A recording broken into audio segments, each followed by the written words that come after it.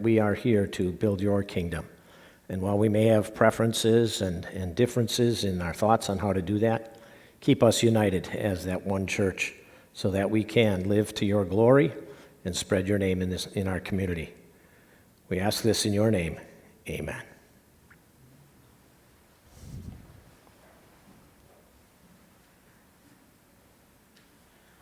All right, thank you, Pastor. So, as a quick overview of what we're doing today and what we were tasked to do, the M4M was formed quite a few years ago, originally talking about the potential of a merger with a school, turned it into the potential merger with 4 churches, Divine Peace dropped out, now it's the 3 churches and the 2 schools. What we're presenting is a possible vision of what a merged church and school would look like. Ultimately, any final decisions are going to come from the voters of the new formed entity. So these are just our ideas. It's conversation about what the property could be, what the ministry could be, what the education program could be, and then what the finances would be. So that's what we're going to be talking about. Basically, each of those 4 subcommittees then was tasked with, like I said, collecting the information about what we currently do, and then, like I said, present an idea of what it could be in the future. Another point of view. This is a 20-page document. We are not going through this line by line. This is meant to have a lot of information in it, a lot of detail that won't be in the slides. We are going to be meeting again with another open forum Q&A in a couple of weeks prior to the vote, so you definitely will have time to ask questions today. You'll also have time to go back, think about it, and ask some questions in a few weeks, or over the few weeks you can certainly stop us and talk to us as well. So Pastor Wessel is going to go first, and he's going to talk about the ideas of the church ministry. Good afternoon. I'll be okay, thanks. I did not serve on the executive committee for this, but I was asked by the executive committee to kind of coordinate the church staffing aspect, church ministry aspect of it. The pastoral staff, the support staff, and other things involved with the church itself, separate from anything that would be related to the school. And as we started thinking about a merged congregation, a larger congregation, we certainly, okay, I can't see what, oh, there it is, okay. There's obviously so many different things that a congregation is involved with on a day-to-day and a week-to-week basis, and started analyzing a little bit about what are the pastoral needs for a large congregation and what are the other needs as well. And one of the big things that came up too was also the idea of how does this all happen from where we are currently to where we hope to be, a transition period. So if you kind of look at your packet there, if you've got one, the transition period is one of those things where there's a lot of kind of give and take, trying to figure out how things are going to adjust from current reality to future desired outcome.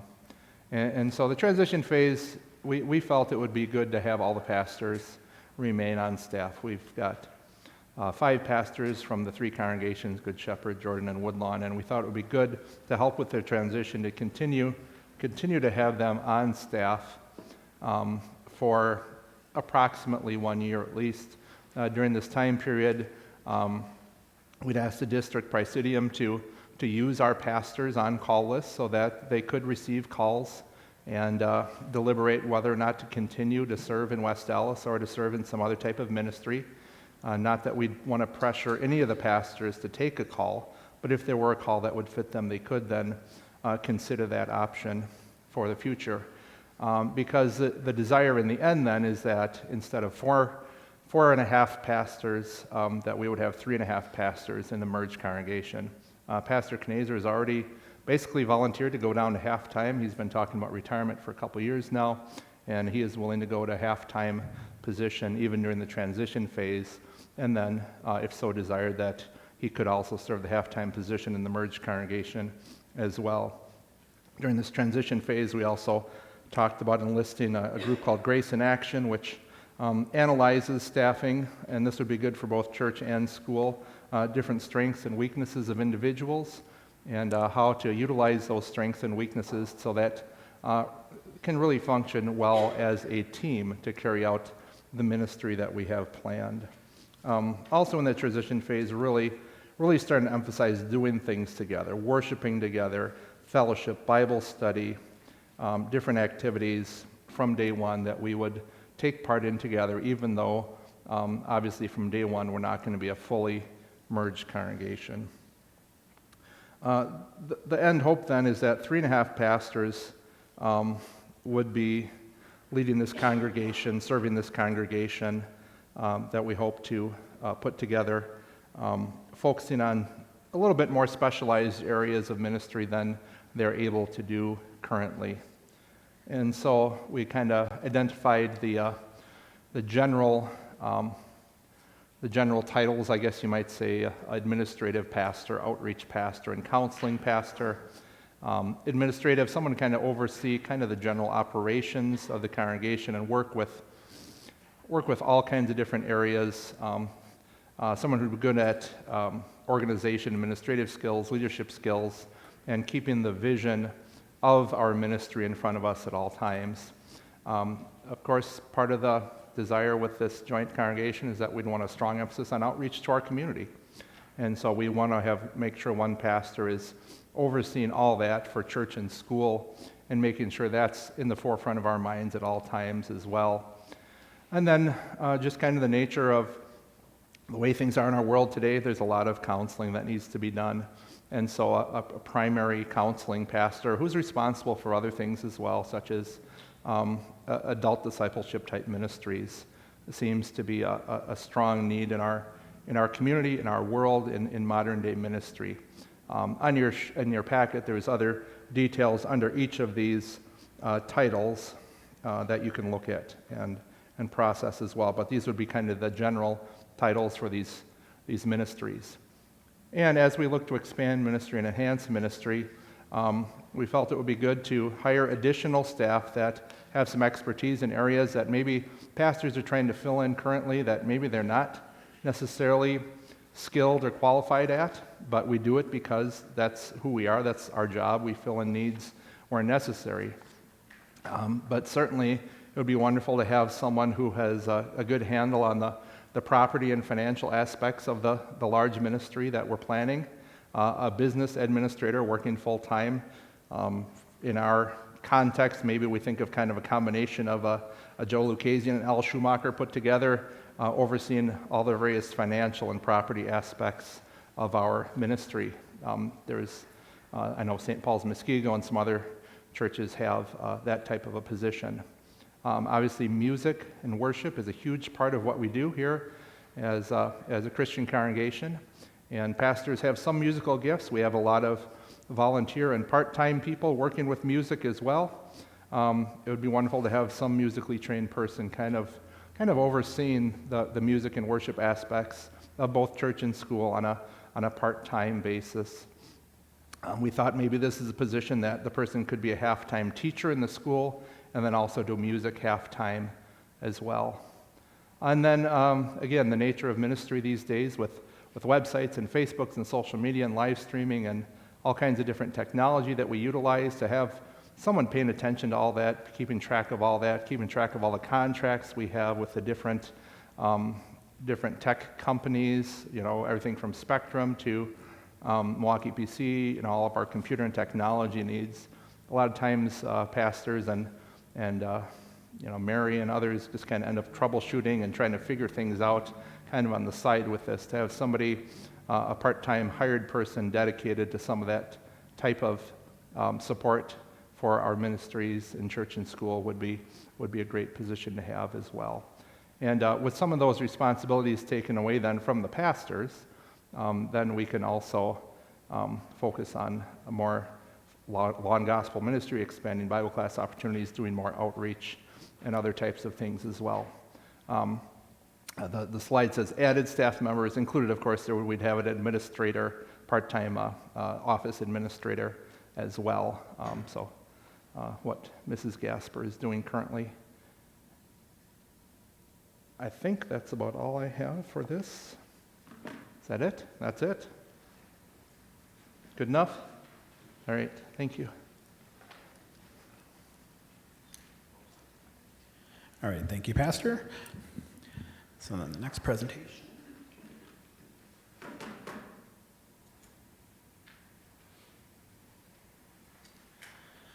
All right, so I've been tasked with presenting on presentation.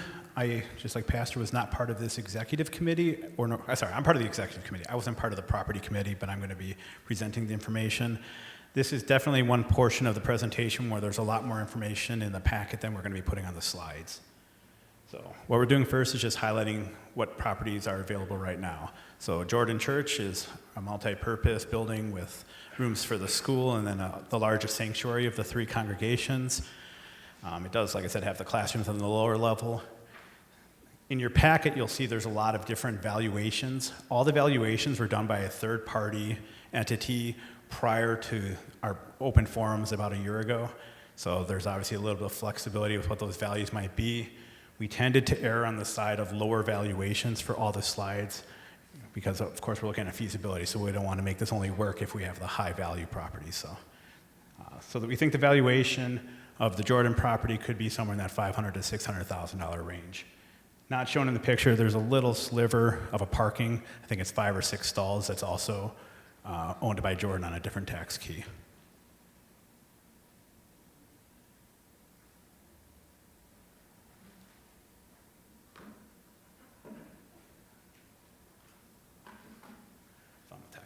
All right, so Woodlawn, I'm sure you're the most familiar with since we're there. They think the property valuation here is around that 1.4 to 1.5 and change. Clearly we have the sanctuary, lots of classrooms, abundance of parking. So those are a lot of the appealing parts about the Woodlawn campus.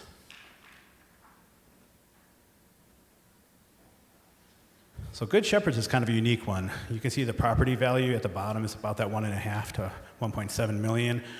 They too have a separate sanctuary with common space under it. They have the school with a lot of classrooms. And they also own a lot of residential properties, which are also outlined in the packet. Those are all under different tax keys. But that does give them a lot of opportunity for potential expansion. So those are all the extra red rectangles in I guess on this picture, to the right and north of it. The actual property be to the north and to the west.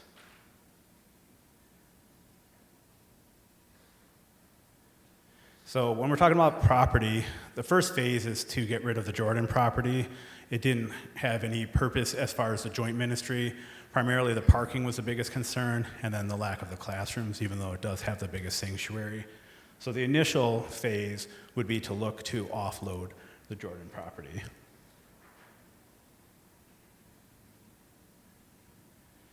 And then the overall goal is to be a multi-campus site. And so that's what a lot of the packet's going to be talking about. It would allow us to expand the child care, which is one of the areas where Good Shepherds is locked right now. They don't have any more rooms to expand the child care. So this would allow us to have more classrooms used for child care. It would also then have the dual campus school. We'll talk more about that in a couple of slides. And then one of the goals is to have that unified worship, to find a space to be able to worship together through the newly formed entity.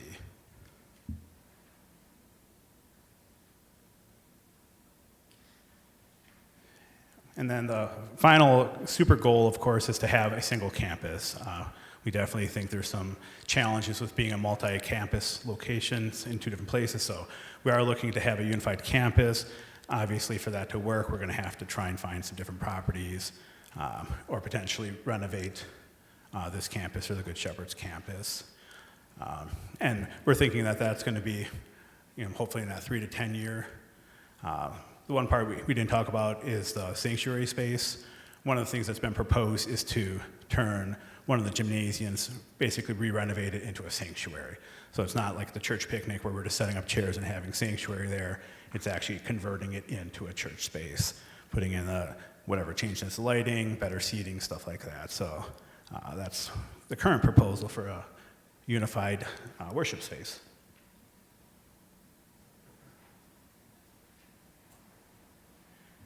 All right, and like I said, we'll have questions at the end. Going right into the education then. This was a subcommittee I served on. So for the education, phase 1, there's really no difference because the way school choice works, we already had to enroll for the 22-23 school year. So both schools would operate as is for the following school year. And then we'd use that time to start planning for what a merged school would look like.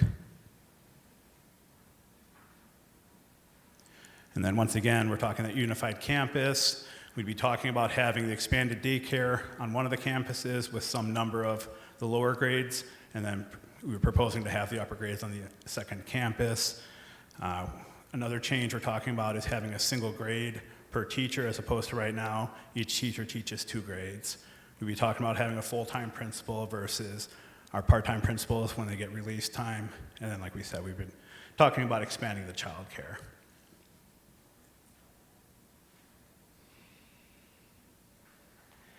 And then once again, the long-term goal is to have that unified campus and to get rid of basically the concerns of having multi-sites for the parents having to drop off or any sort of programs between the upper grades and the lower grades that might have to get modified. Obviously, the long-term goal is to have a single campus.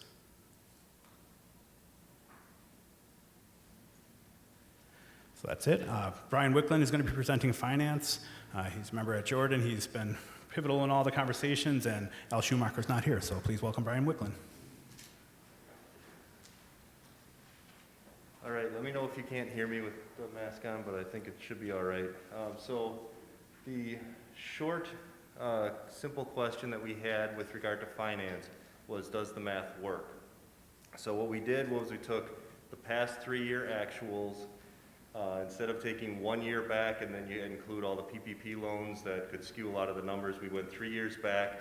We took the current year budget, and then we also took information from all the other subcommittees, what their plans were from the school, the church side, and we put it all together. We actually built out a year 1 and a year 2 budget, and then in the packet that you have, it's a truncated value for that.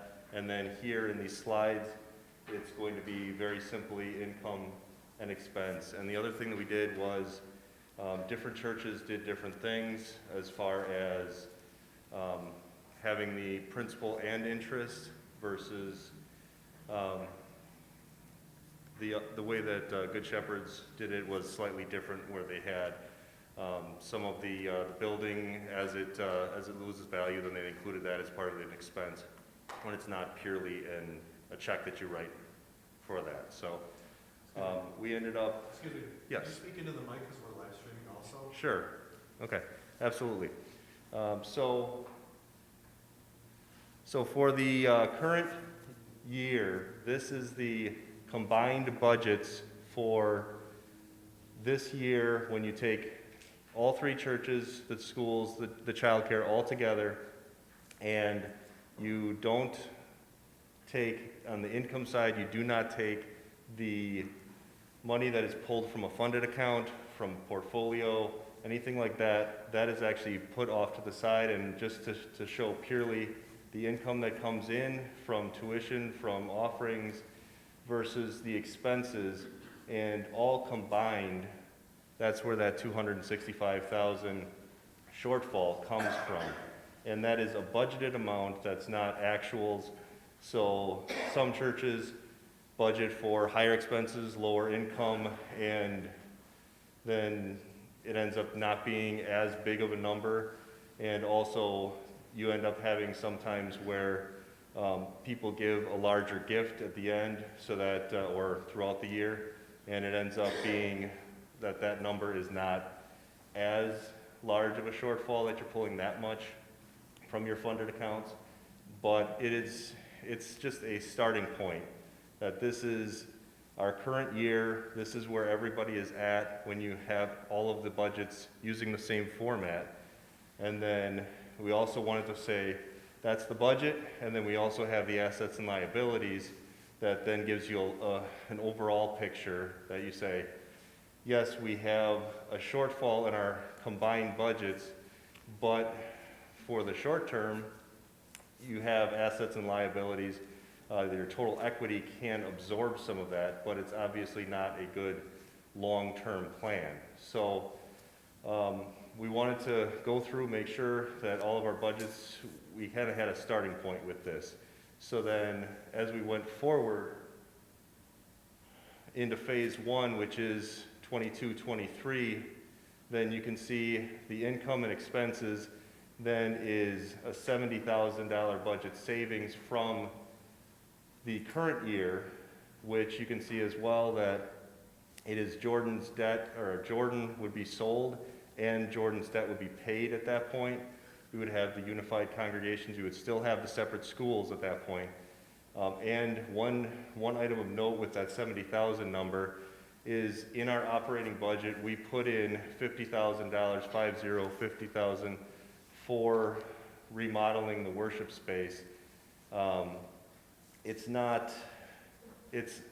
at least putting a number in there that says we are serious about doing this. We aren't putting just simple changes that cost very little. We're actually trying to put real money in to make this a real sanctuary. So if that was separate from the operating budget and just say, hey, we're taking this out of our assets, then that 70,000 would become 120,000 budget savings. But as it is, it's a 70,000 budget savings for the merged entity, and it's also just an item of note. The Jordan loan is about 72,000 each year that Jordan pays back for that loan. So it's almost a break even of that. So that's really where that number comes from. With minor changes in other areas, like with Jordan being sold, then you don't have any of the Jordan utilities, you don't have any of the building expenses associated with that, and then there's some adjustment for other areas that added more to the expense in other areas. So, Are you able to read off that screen at all? yes. Okay. Okay, I'll read it. Then you can fix that. Absolutely, sure. So then, specific to the Jordan sale, there was a question with different congregations. Are we going to be absorbing a giant debt of Jordan if we were to merge? And should Jordan just take care of their piece and then transfer everyone over to the merged congregation? Just kind of going through that discussion. So what we ended up doing is just going through the numbers and seeing what would happen with Jordan with its assets, liabilities, and then what would happen when it got brought into a merged congregation. So with the total assets, the net property, we took the lower value of that broker opinion of value, and then we said 10% for the broker fees, 20,000 for attorney fees, which dropped that 500,000 to a net property asset of 430,000. Got that put into the total assets, and with that and all the existing numbers, and this is end of 2021 numbers, then it would result in approximately 40,000 of equity that would get brought into the merged congregation. But that is also highly dependent on the sale price and how much Jordan would be sold for. But the takeaway from this is if Jordan is sold, then you would have a minimal change to the equity, plus or minus, but then the total liabilities would be cut nearly in half. So that's the big takeaway from the Jordan piece. And then the phase 2 budget would be a unified congregation, the multi-site school, and the church ministry adjustments with the 3.5 pastors and the additional roles. That would end up being approximately 100,000 savings, 95.9 from phase 1 and 170,000 off of current. And one item of note, and it's been asked about this, was are we factoring in any kind of attrition rate? Any people that would say, I see what you would like to do with this merged congregation, but I don't want to be part of it. So then factoring that in, what we felt was appropriate would be, we didn't want to say we're going to have increased offerings because of people being very excited about this, or additional students at the school. We have 10 or so students that are school choice eligible that were waiting listed, that if they came in with school choice, then they would have the additional money that we would have based off of tuition versus that, which is about $7,000 per student difference between their tuition rate and the school choice dollars. We just said, this is the income value, and these are expenses that we feel very comfortable putting in, and then if you wanted to factor in those additional adjustments, you could say, we're gonna increase the size of the childcare, so therefore, we're gonna have that much more income. You could have more kids in the school. You could have adjustments for attrition rates, but we wanted to have that as kind of separate and just made a note of that in our document. So that is it from the finance standpoint. So, Pastor?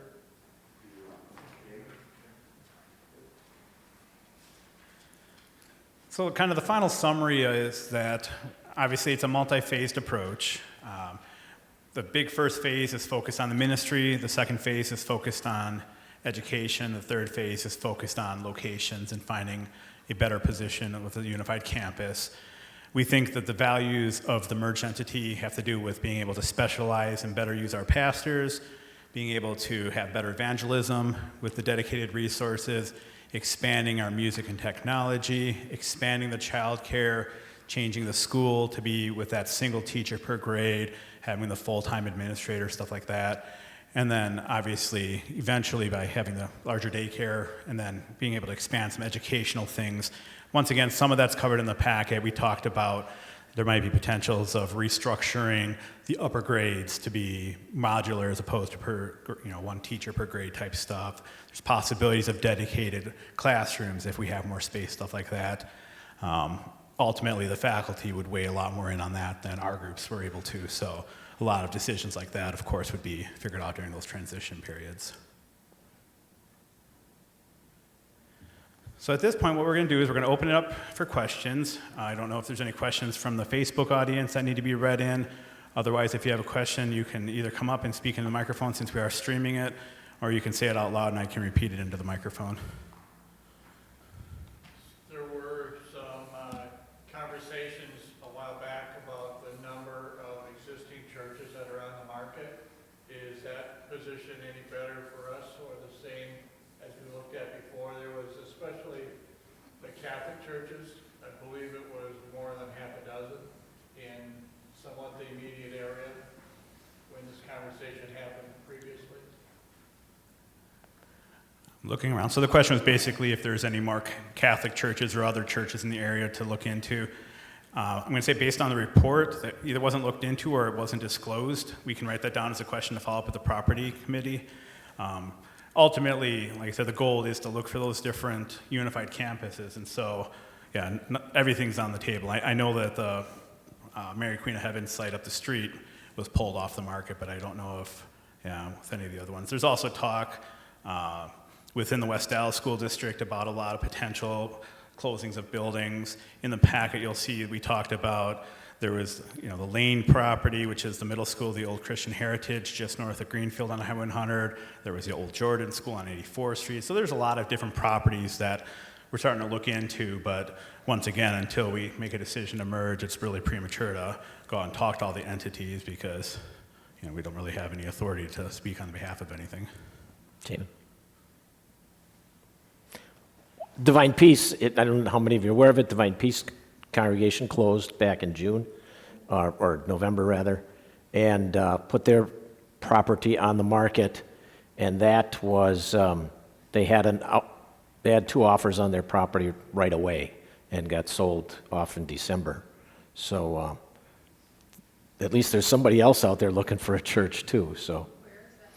Divine Peace was on 76th, just south of Oklahoma, our Wells congregation, that rather than just becoming part of the merger, they closed their congregation down. But they did have 2 offers on their property, so. Bruce? It wasn't just for sake conversation, wasn't that purchased as a mission church? Well, yeah, St. Paul's Muskego purchased it as to specialize in contemporary worship, and I would even, I've watched a couple of their online services. They have a special service called The Bridge, which is, I guess, a soft rock worship style. It's quite a bit different from even our, contemporary service that we have here or that Good Shepherd has. And they purchased it with the intent of opening a second site for their Bridge service. Other questions? Sharon? This isn't related to the booklet, but I'm looking at the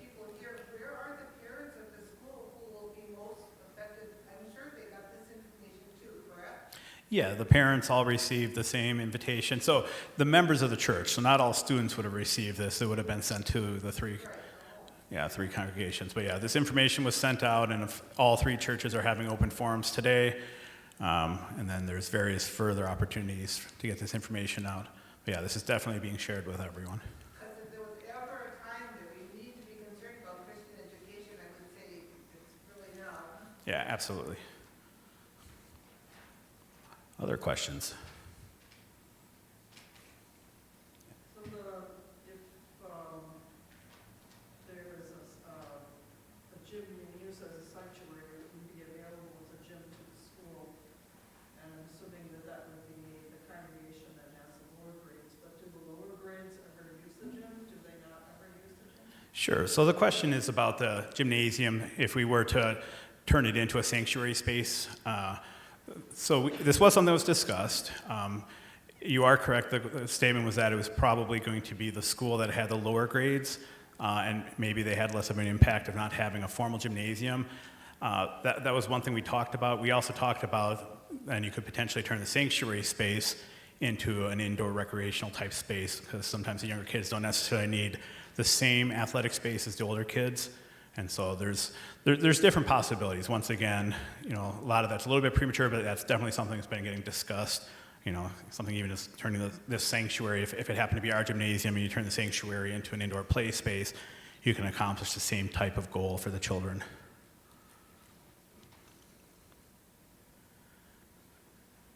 Other questions? Joel, were there any online questions? Sure.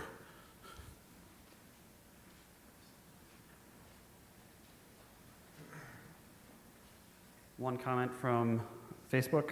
Thank you to the committees for all their hard work and a very thorough and understandable presentation in the final report. Thank you for sending it ahead of time for review. Since I'm up here, I do have a question, and maybe Brian can chime in on this too. Was there a cost analysis of the schools and the daycare given at all in terms of, this is how much it costs to run it per kid or whatever, and then this is where we're looking down the road? Just because, okay, I'm a school parent, right? And so I am in support of the school, even knowing at Lamb of God that we've had some challenges financially.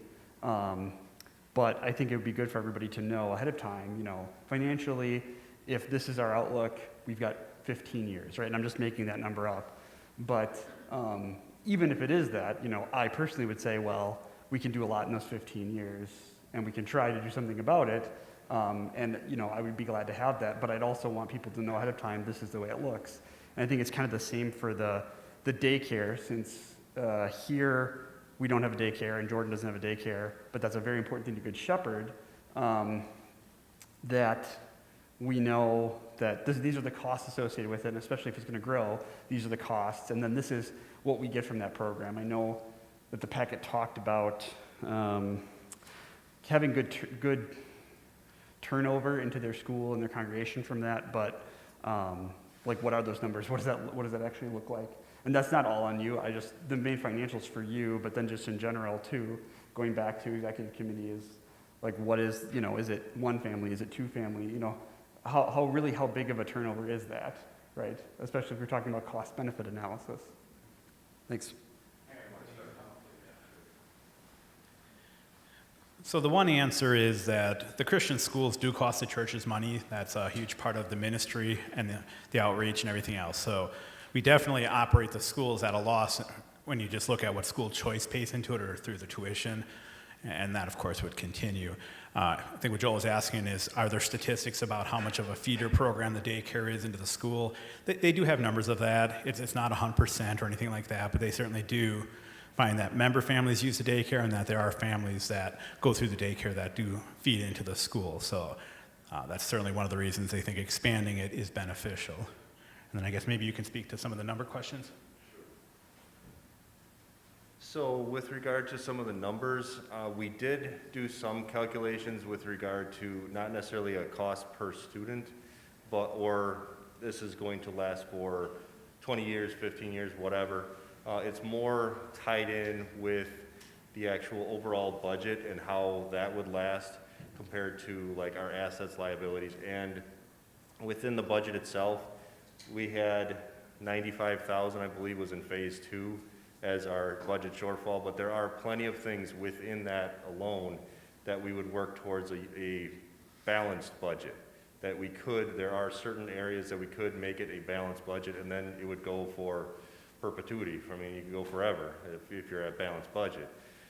So we did look into a lot of that, and we have additional details. If you'd like, I can follow up with the Finance Subcommittee to give you more exact numbers that could be shared amongst the congregations with that. But yeah, that was the overall view, was that the merger was making it so it's not 265,000 every year, and slowly over time you run out of money.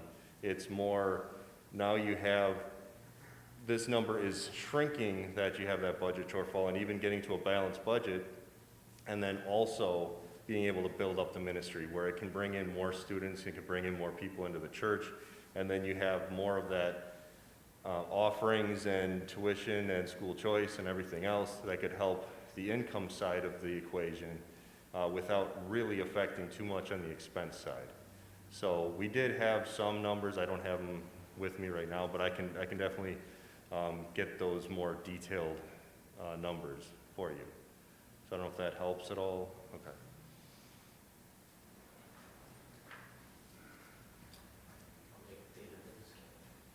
Just related to that, with transitioning people from outside who are using the school services, whether it's childcare or the day school itself. Synod's recently come out with a program, and I can't think of the name right offhand, where the parish schools, the Board of Parish Schools Committee from Wells has recently, in the last year and a half or so,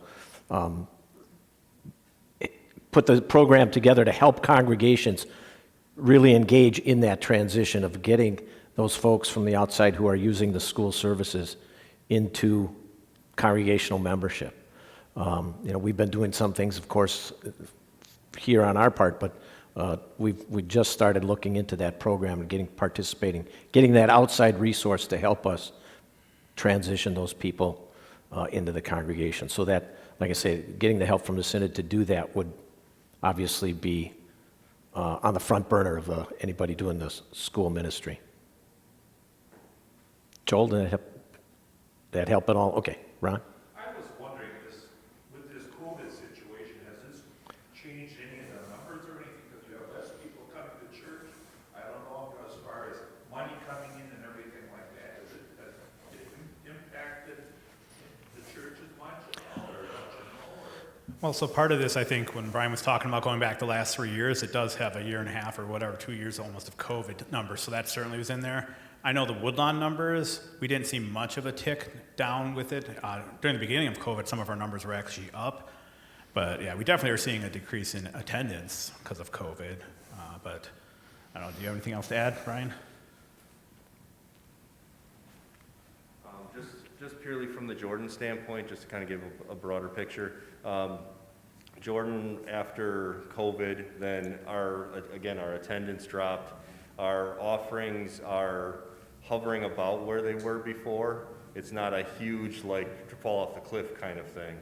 But I would venture to guess that the vast majority of our offerings are coming from a smaller group of people that are very avid members. So it's not as much of a huge difference from the Jordan standpoint.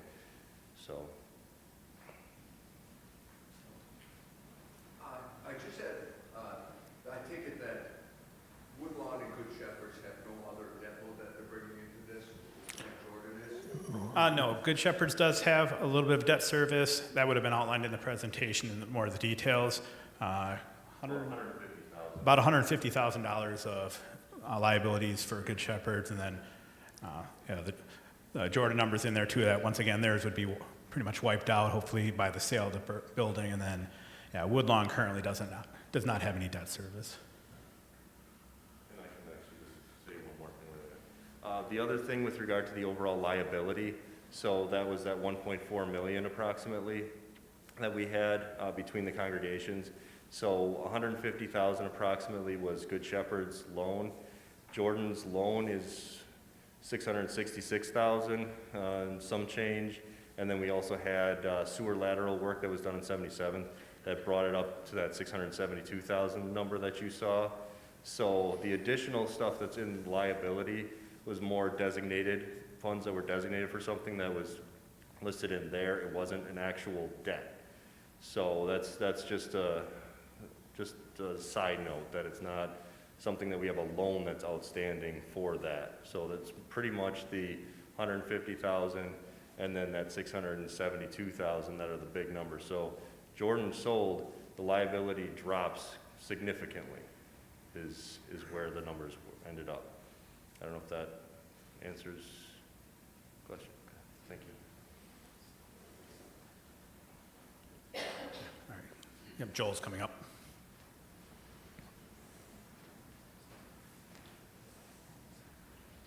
Two questions. First, what are next steps on the timetable to move forward? And then second, since the school resources got mentioned and then grace and actions in the plan, what other resources would we be using for outside help and guidance to help with the transition? Yeah, so the next steps, like I said, we're going to have another open forum in 2 weeks. That's going to be more of just a Q&A type thing. It's not going to be rehashing the presentation again. So it'll be another Q&A. The vote will be the last Sunday of the month. We're not 100% sure what time yet. Watch the bulletins for that. All three congregations will be voting on the exact same verbiage on the same day. And once we get the go, no-go, transition teams start getting formed. And we absolutely will be enlisting a variety of external resources to help with this, both from different church bodies that have gone through the mergers.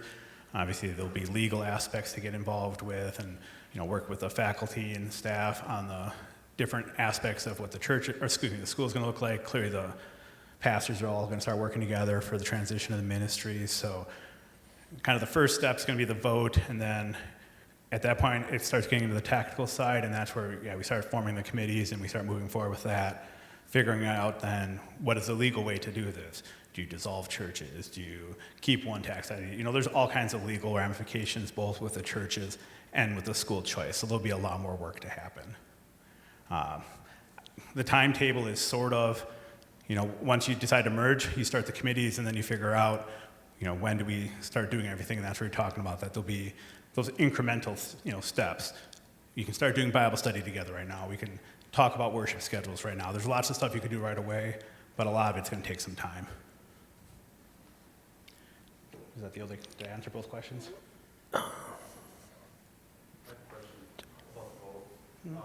Will it be just a simple majority or a supermajority? What are we looking at? Obviously, if it's 55-45, that's dangerous. Yeah, the question was the vote itself. It will be a written ballot, and it will be a supermajority to pass the movement, the 2/3. Yeah, absolutely. Yes. Any other questions? Then what I'll do is I think the pastors have a couple of quick closing thoughts about their opinions of this, and then we'll wrap up.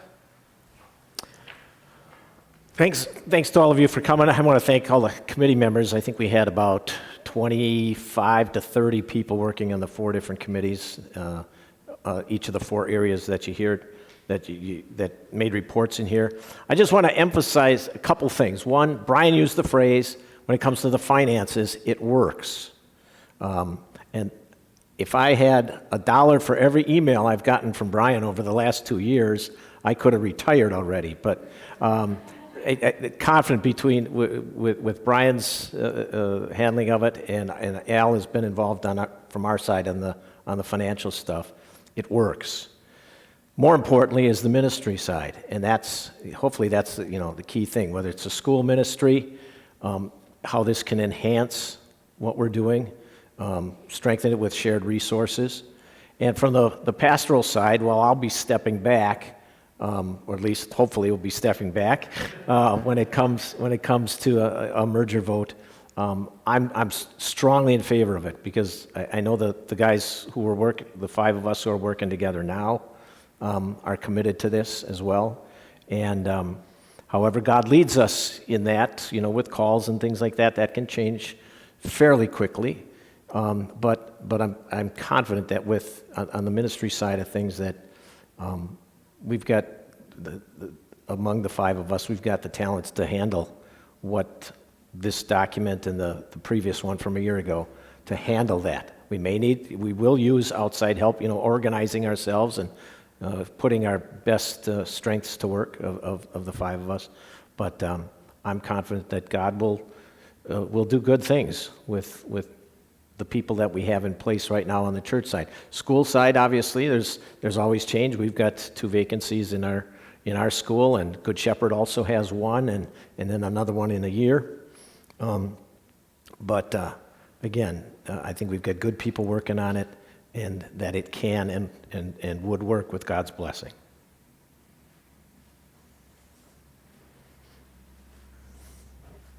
Yeah, I guess I just want to kind of reiterate that. I mean, each congregation has its own culture, its own personality, its own priorities.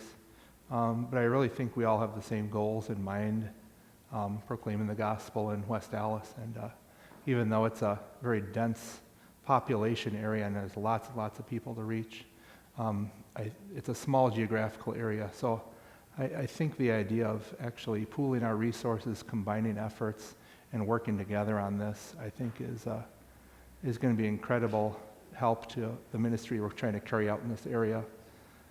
I think that I think of the bigger picture of what our synod's trying to accomplish right now, and they've got this goal to open 100 home missions in the United States in 10 years, from 2023 to 2033, and I think that's an incredible effort. And there's lots of urban centers in our country that don't have any WELS churches active, or not very large ones. And I think, what a tremendous goal that I think our home missions for our synod has. And we've been so blessed in this area to have so many different congregations operating for so many years.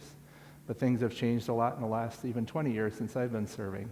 And I think working together, cooperating, working together to testify to our Savior Jesus in this community is what we're all about. And whatever we can do to make that happen, I think is going to be an incredible blessing for our WELS community and our West Allis community that needs to hear the gospel. So I'm very much in favor of working together in this effort. So.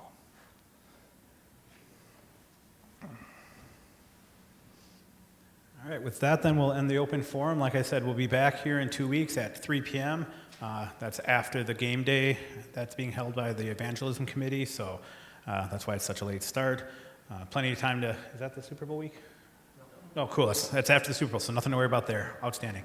So yeah, thank you everyone for your attendance, and like I said, feel free to come up and talk to any of the M4M or the pastors if you have questions along the next couple weeks, or plan to attend the next open forum. Thank you very much.